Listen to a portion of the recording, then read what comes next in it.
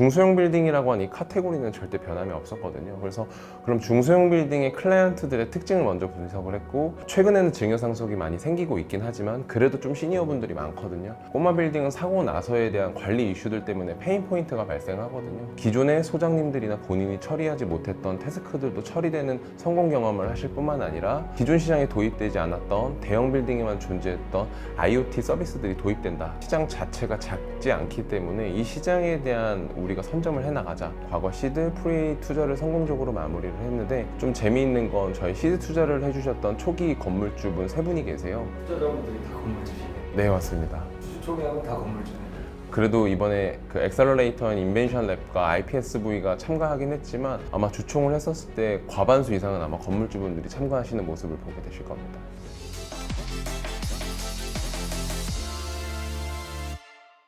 안녕하세요. 둥지 서비스를 제공하고 있는 컨택터스의 대표 송희국이라고 합니다. 기존의 중소형 빌딩의 관리 시장은 이제 정보가 파편화되어 있거나 비대칭성이 너무 강해서 건물주분들이 관리를 어떻게 하는지에 대한 교육을 따로 받을 수도 없고, 그것들에 대한 대안이 영세한 지역 기반의 시설업체를 찾아가거나 아니면 관리소장님들을 고용하는 형태였는데요. 둥지는 이러한 기존 시장과는 다르게 전문 인력들을 고용을 해서 페트롤 형태로 실제로 건물에 문제가 생겼을 때 출동하는 형태의 이제 서비스를 제공합니다. 그리고 IoT 기반의 평시 관리를 진행함으로써 뭐 단편적으로는 CCTV 등을 통해서 언제든지 상시 모니터링을 할 수 있다던가, 원격 출입 통제를 통해서 출입자들에 대한 기록 관리를 한다던가, 전기 센서의 온오프들을 통해서 건물의 일정 시간의 전기료를 세이브한다던가 등에 대한 여러 가지 서비스를 제공하고 있습니다. 실제로 30년 가까이 이제 서울 신도림에서 아버님, 어머님이 각각 부동산과 인테리어 회사를 운영하고 계세요. 그래서 어렸을 때부터 이런 중소형 빌딩 관리 시장에 대한 니즈는 좀 충만했던 상황이고요. 제가 이제 여의도에서 컨설팅업을 종사하면서 만났던 클라이언트들이 되게 많은 부를 축적하시면서 기존의 법인에서 엑시트하셨던 케이스들이 많이 생기면서 저한테 부동산을 의뢰하시고 아버님을 통해서 중개를 했던 케이스들이 지금 비즈니스에 아마 초석이 됐던 것 같고, 명확하게 꼬마 빌딩은 사고 나서에 대한 관리 이슈들 때문에 페인 포인트가 발생하거든요. 이런 부분들을 조금 스마트하게 해결하고자 하는 부분이 아마 기존의 시장과 다른 둥지 비즈니스의 시작이 되지 않았나 싶습니다. 대표님은 꼬마 빌딩 오너신가요? 저는 아니고요. 저희 아버님께서 이제 좀 보유하고 계신 상황입니다. 조금이면 단수가 아니네요. 지역은 아쉽지만 서울은 아니라 이제 수익률이 조금 많이 나오는 건물을 이제 한 2개 정도 갖고 계십니다. 수익 모델은 그냥 누구나 생각할 수 있는 구독 형태의 시설 관리, 월 관리비를 받고 있고요. 저희 서비스의 가장 큰 이제 장점이라고 하면 건물주와 쌓이는 데일리의 이런 라포라고 얘기를 할 수가 있습니다. 매일매일 쌓이는 고객과의 소통을 통해서 신뢰할 수 있을 회사라는 이미지를 상당히 많이 심어드리고 있고요. 실제로 일도 그렇게 많이 하고 있고, 이를 통해서 상반기에 대략 인테리어나 중개, 그 다음에 건물의 메인 매각과 관련된 수수료도 상당히 많이 발생을 했습니다.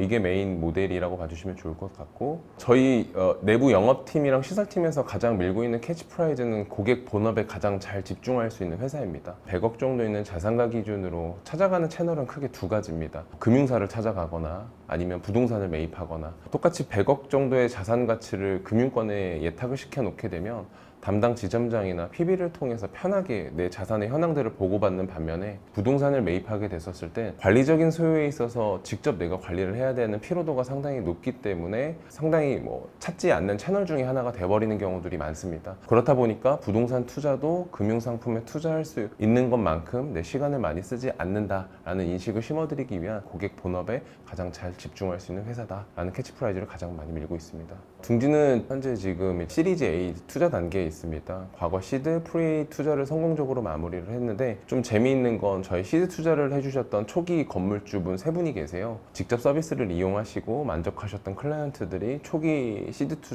투자자로서 참여하신 케이스다라고 봐주시면 좋을 것 같습니다. 투자자분들이 다 건물주시네. 네, 맞습니다. 아무래도 그게 저희만의 좀 스토리텔링을 하는 데 있어서 가장 강점인 것 같습니다. 주주 총회하면 다 건물주네.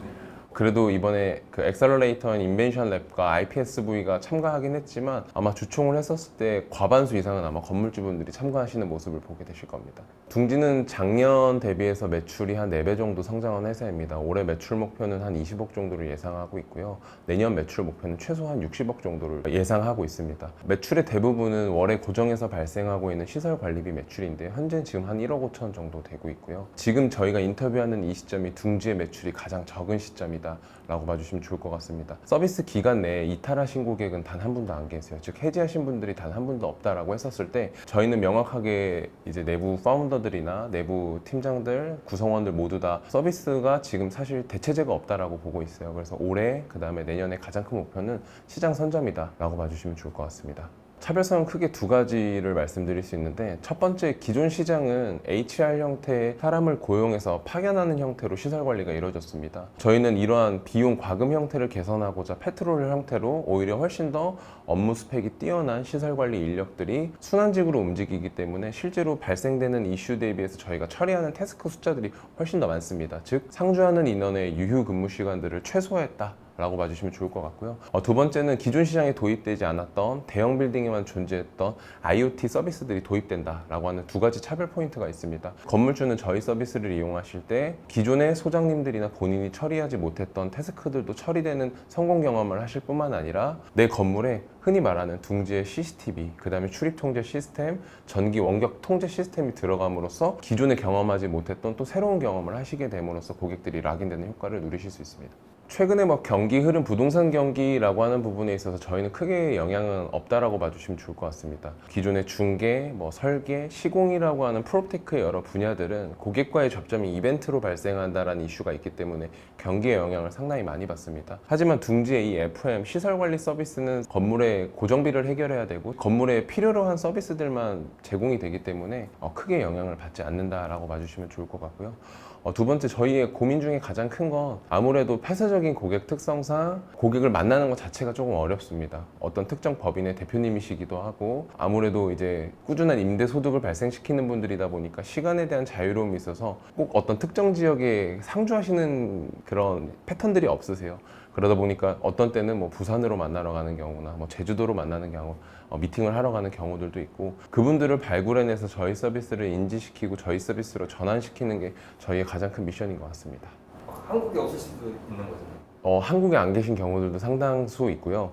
아무래도 그러다 보니까 저희가 제공하는 서비스들이 일반 대중 서비스와는 좀 다르게 VIP에 좀 특화된 서비스들이 상당히 많이 있습니다. 대표적인 케이스로는 제가 애티튜드에 관련된 교육을 하기도 하고요. 그 다음에 좀 전문 지식이나 전문 분야에 대한 것들을 저희 영업팀을 그렇게 디벨롭해주는 교육을 상당히 많이 하고 있고, 제가 부족해서 제공이 안 된다라고 하면 외부 교육을 통해서 많이 또 제공을 하고 있는 것들이 많이 있습니다.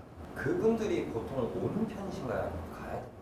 지금은 한 반반 정도 되는 것 같고요. 사업 초기에는 거의 9대1 정도로 찾아오는 비율보다 찾아가는 비율들이 많았었습니다. 불과 한 3, 4개월 전부터 조금 이 흐름이 많이 바뀌게 됐는데, 첫 번째는 당연히 저희가 제공하는 서비스에 대한 고객들의 레퍼런스가 좀 달라지기도 했고, 두 번째는 저희가 좀 새로운 판로들을 많이 개척하기 위한 노력들을 많이 했습니다. 건물주분들이 많이 계시는 오픈 채팅방을 찾아가기도 했고, 최근에는 설계 사무실을 많이 찾아갑니다. 건물주분들이 건물을 짓고 나면 당연히 하자가 발생하고 이 하자에 대한 처리를, 즉 CS를 요청하는 곳들이 건축 설계 사무실이거든요.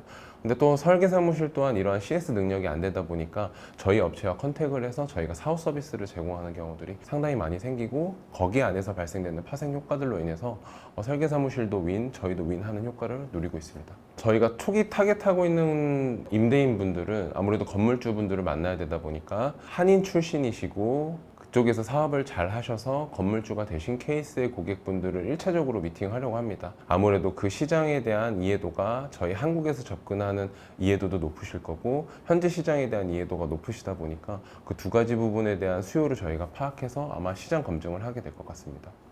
일단은 1순위가 동남아가 될 것 같고요. 뭐 좀 넓게는 아시아 시장, 그리고 저희는 꼭 유럽뿐만 아니라 미국 어떤 나라에든 주요 도시에 저희 서비스들이 다 도입될 수 있을 거라고 판단하고 있습니다. 정말 짧게는 1년, 뭐 좀 길게는 3년에서 4년 사이에 저희가 도입하고자 하는 이런 IoT 기반의 100% 무인으로 건물을 관리할 수 있는 시장들이 만들어질 수 있다고 보고요. 조금 더 길게 나아가서는 한 5년 이내에서는 서울뿐만 아니라 전국, 또 많게는 아시아, 또 전 세계로 저희가 직접 지어나가는 스마트 빌딩에 대한 그림도 그려나가고 있거든요. 이런 것들을 현실화하기 위해서 계속 현재 노력을 하고 있습니다. 네, 저희 파운더들이 같이 의견을 내서 이제 같이 공동 창업한 대표가 의견을 내줘서 최종 오케이가 된 내용입니다. 저희가 사실 21년도에 수많은 피버팅을 했습니다. 아이템의 피버팅을 통해서 처음에는 뭐 친환경 중개, 찾아가는 부동산 서비스 여러 가지 아이디어를 많이 냈지만 저희가 변하지 않았던 하나의 기조는 중소형 빌딩에 대한 시장 자체가 작지 않기 때문에 이 시장에 대한 우리가 선점을 해나가자. 중소형 빌딩이라고 하는 이 카테고리는 절대 변함이 없었거든요. 그래서 그럼 중소형 빌딩의 클라이언트들의 특징을 먼저 분석을 했고, 최근에는 증여 상속이 많이 생기고 있긴 하지만 그래도 좀 시니어 분들이 많거든요. 그래서 이런 프롭테크의 이미지와 좀 젊은 에너지 넘치는 이미지, 그리고 좀 타겟하고 있는 클라이언트들의 연령대를 반영할 수 있는 가장 좋은 이름이 뭘까를 고민했고, 그렇게 찾아낸 게 이제 둥지였습니다. 일단 중소형 빌딩을 가장 잘 짓고 가장 좋은 테넌트들을 유치하고 가장 시설 관리를 잘하는 회사라는 이미지를 구축하기 위해서 상당히 노력하고 있기 때문에 아마 5년 뒤에는 그런 것들이 실현되는 그림을 그려볼 수 있을 것 같고, 많은 클라이언트 분들이 애초에 설계단부터 스마트 빌딩을 지어서 짓고 난 다음에 고정비를 최소화할 수 있는 그림을 그려나가고 있습니다. 이 과정에 있어서는 저희가 지향하고자 하는 대형 빌딩에 어떻게 보면 친환경 시스템을 도입할 수 있는 것들이 충분히 중소형 빌딩에도 도입이 가능하다고 보고 있거든요. 그래서 대형 빌딩의 리드라고 하는 친환경 인증 제도가 있습니다.